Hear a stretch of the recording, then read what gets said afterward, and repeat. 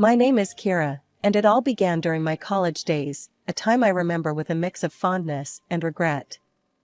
I was just another face in the crowd at our bustling campus, trying to balance my studies with a social life.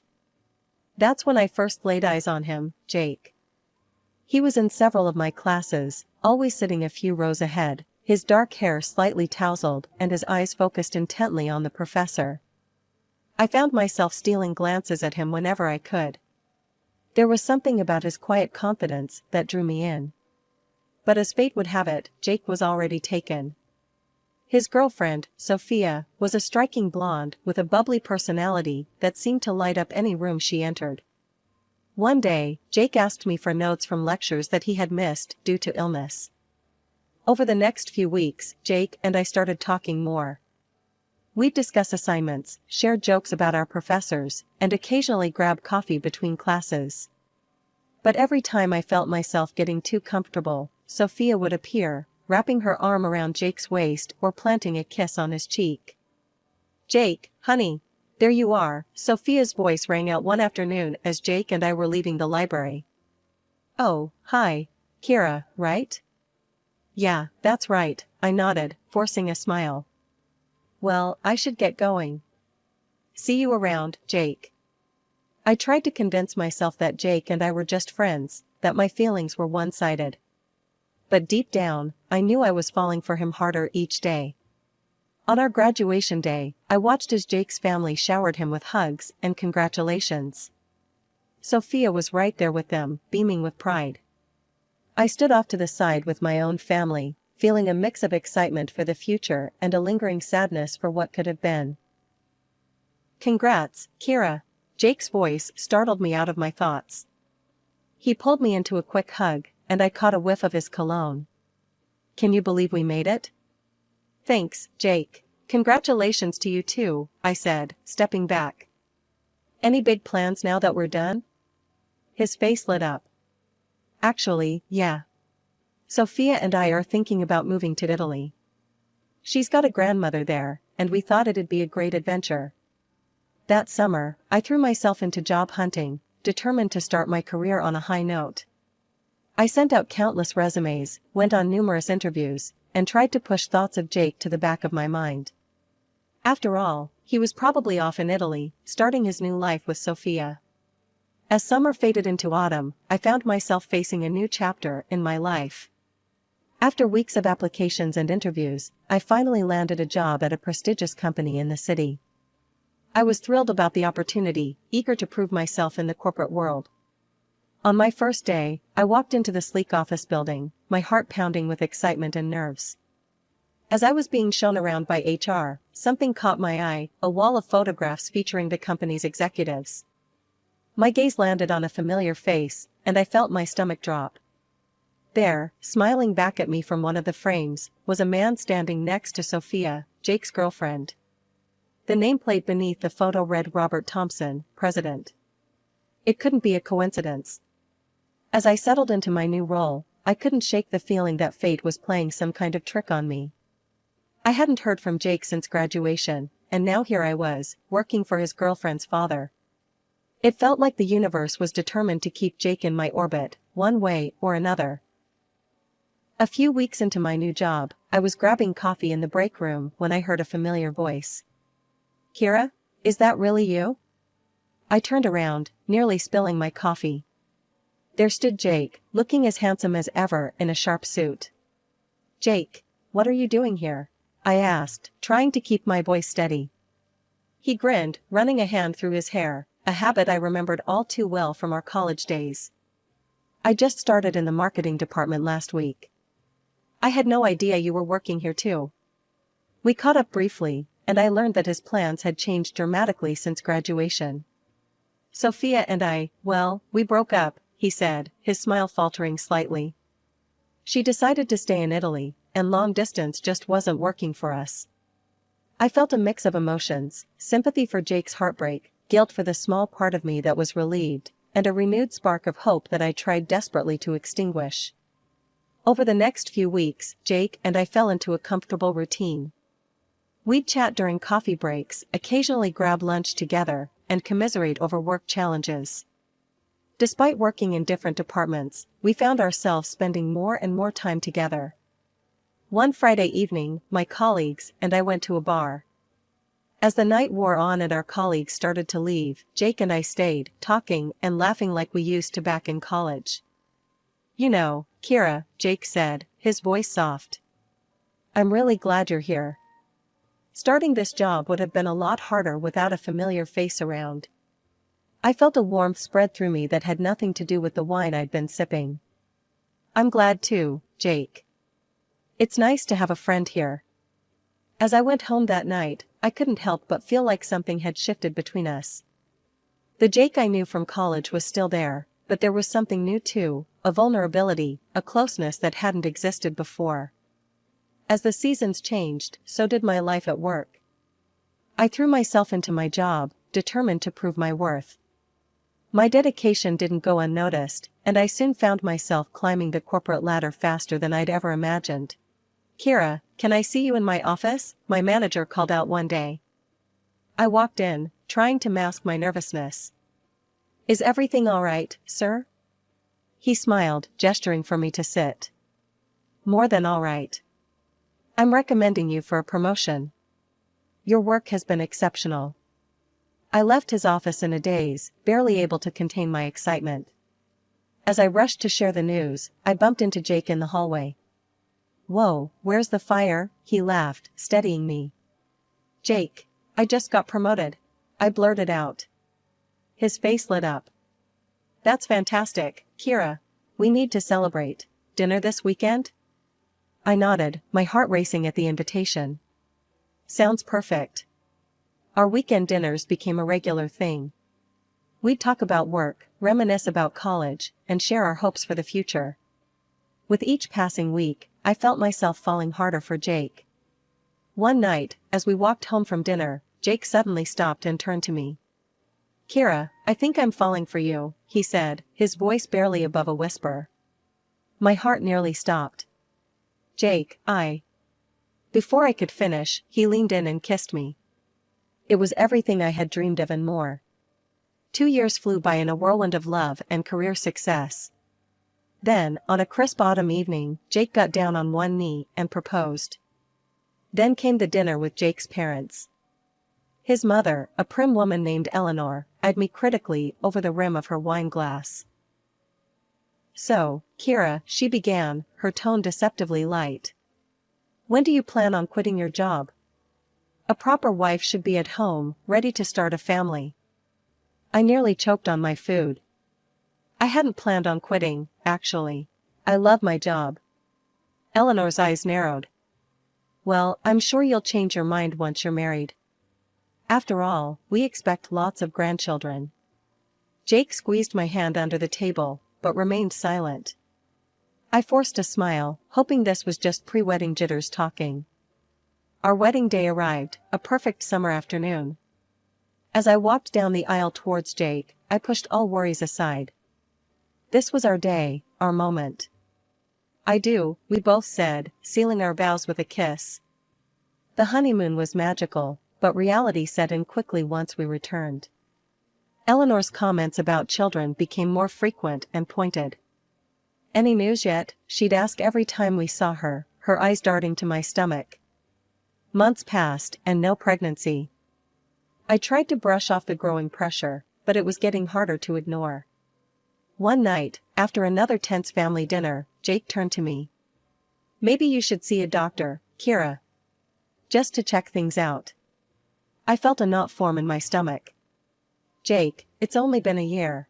These things take time." He sighed, running a hand through his hair. "I know, but, well, Mom's not wrong. We're not getting any younger." The following year was a roller coaster of emotions. Despite my initial reluctance, I agreed to see a doctor. The tests were uncomfortable and invasive, but I endured them, hoping they would provide answers and, more importantly, silence the growing chorus of concerns from Jake's family. "Well, Mrs. Stone," the doctor said, reviewing my results, "everything seems to be in perfect working order. There's no medical reason why you shouldn't be able to conceive." I felt a mix of relief and frustration. On one hand, I was healthy. On the other, we still had no explanation for why I wasn't pregnant yet. When I shared the news with Jake, his reaction surprised me. "Maybe you should get checked too. It takes two, you know," I suggested. He scoffed, shaking his head. "Come on, Kira. You know it's usually the woman's issue. Look, let's just keep trying, okay?" From that moment, our once passionate love life became a scheduled, mechanical process. Ovulation tracking, fertility diets, and timed intercourse replaced spontaneity and romance. With each passing month, the pressure mounted. Family gatherings became an exercise in endurance. Eleanor, Jake's mother, never missed an opportunity to bring up the subject of children.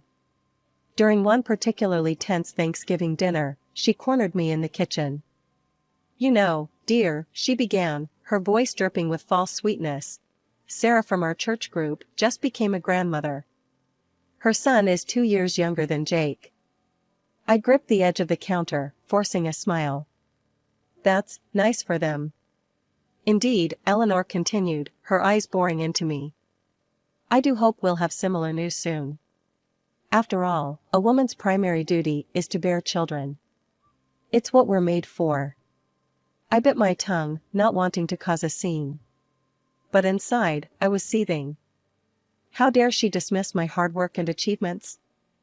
As the months wore on, I noticed a change in Jake. He became distant, critical. Nothing I did seemed to please him anymore. "Do you have to eat so loudly?" he snapped one evening as we sat down for dinner. I paused mid-chew, taken aback. What? And why is the house such a mess? Don't you have time to clean during the day?"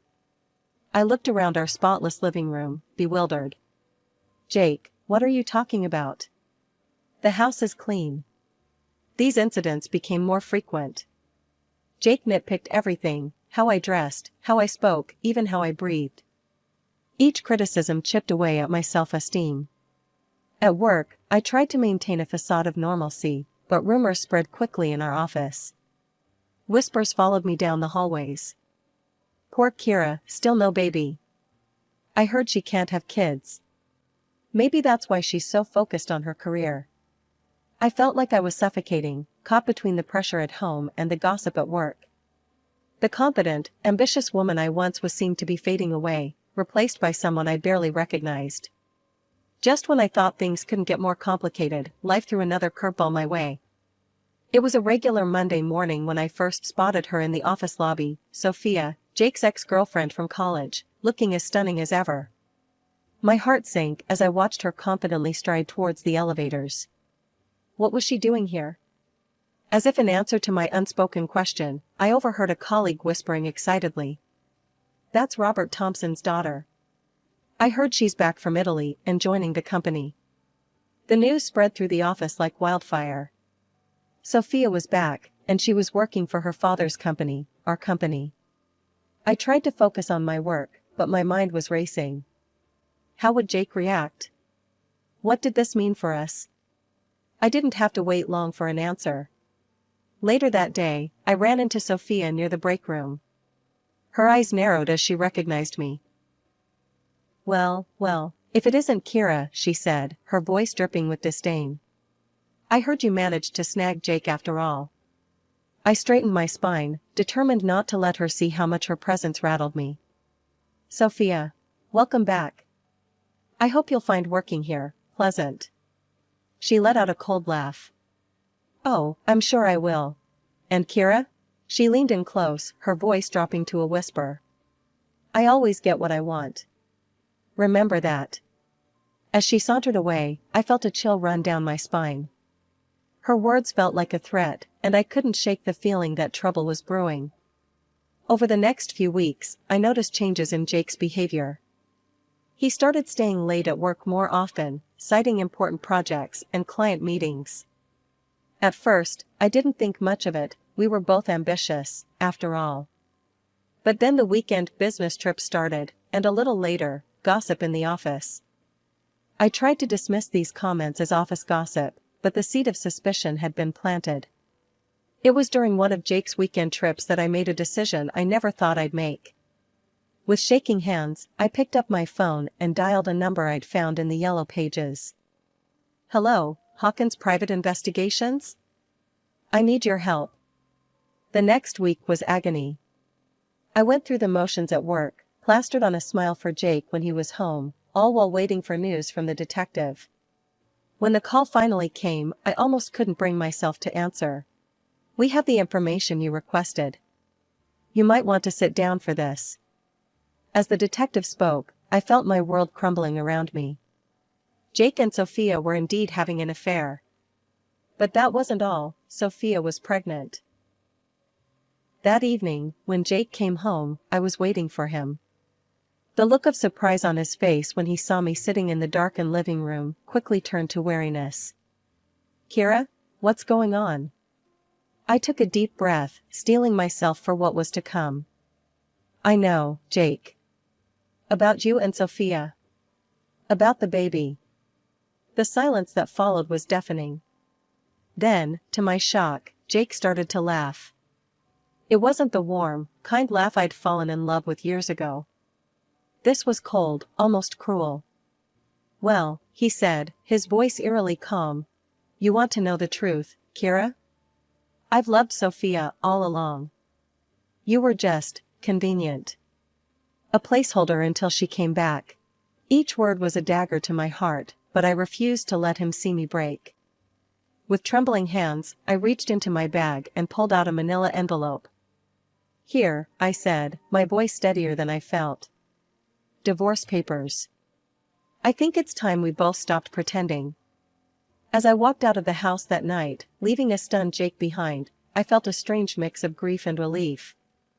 The life I had known was over, but perhaps, just perhaps, this was the first step towards something new.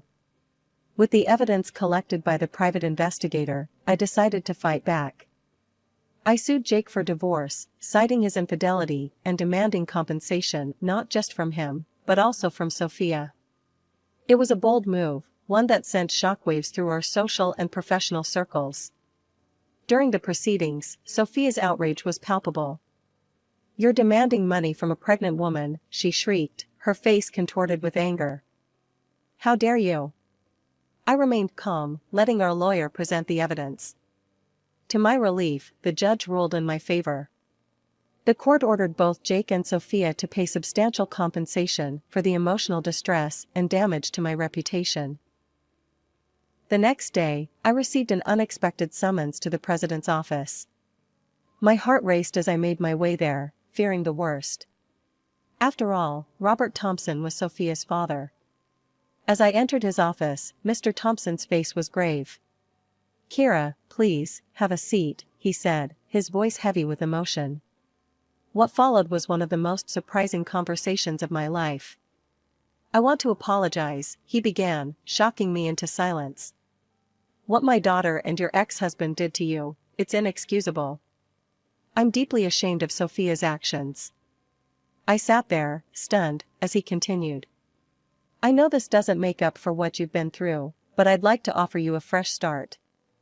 I've spoken with a partner company, and they're willing to take you on with my highest recommendation.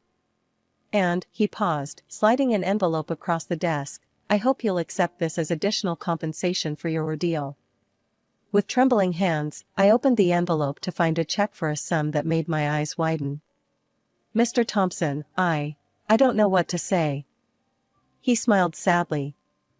"You don't need to say anything, Kira. You're a talented young woman who deserves better than what you've been dealt. I hope this helps you move forward." My new job was a breath of fresh air.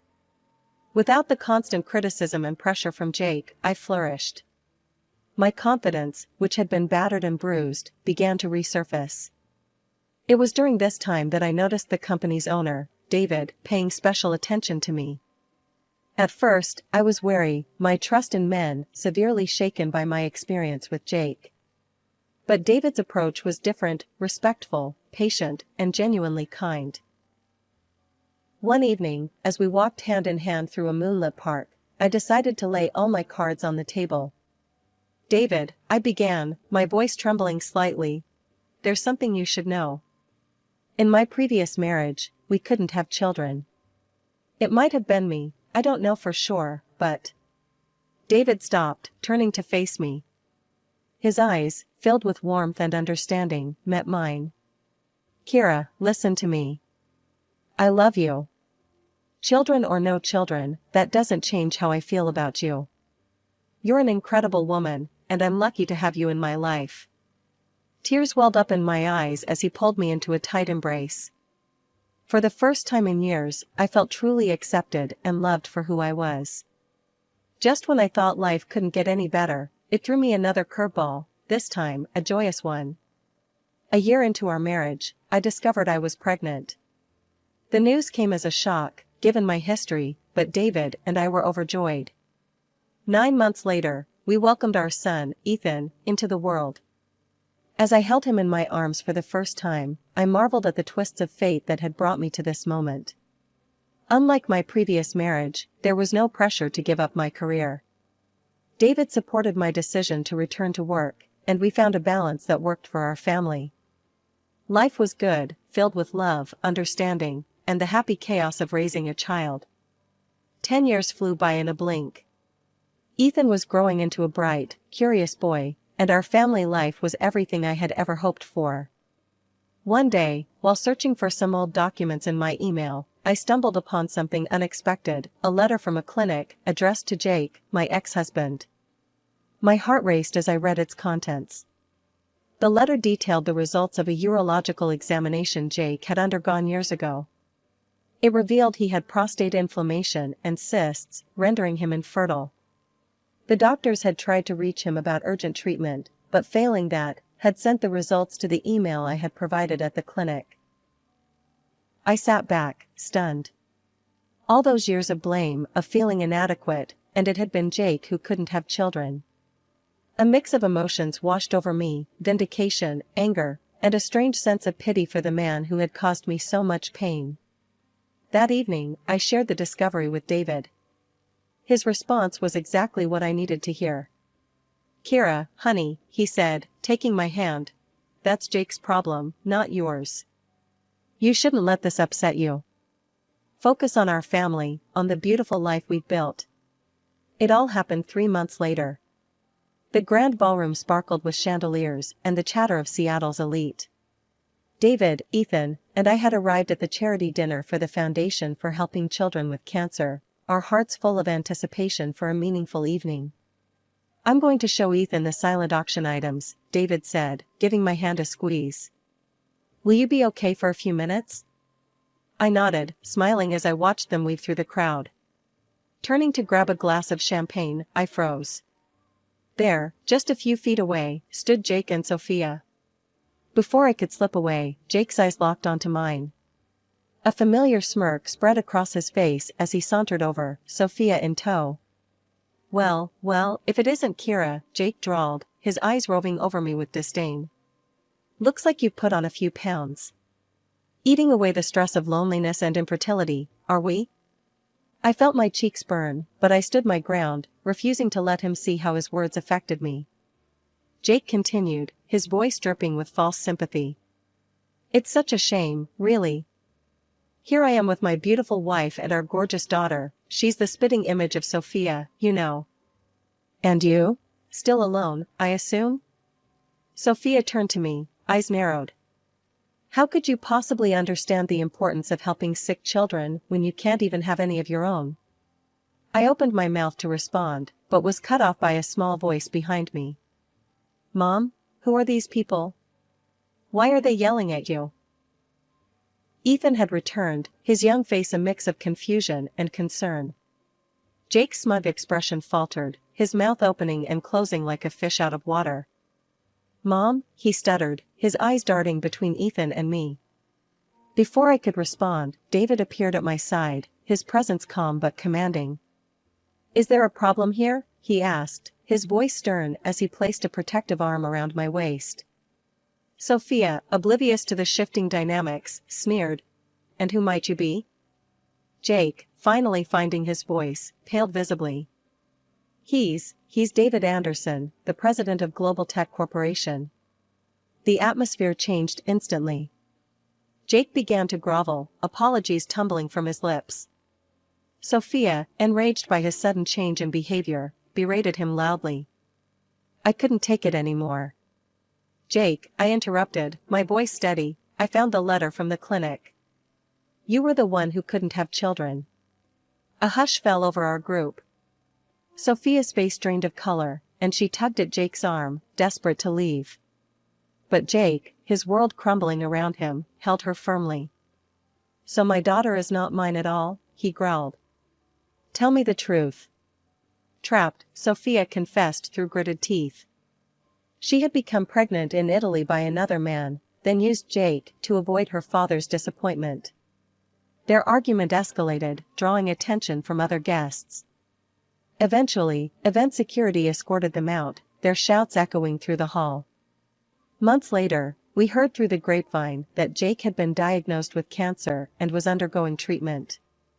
He had divorced Sophia and was suing her for compensation. But for me, it was just another reminder of how far I'd come. I no longer dwelled on the past, instead, I embraced each day with my family, grateful for the twists of fate that had led me to this beautiful life.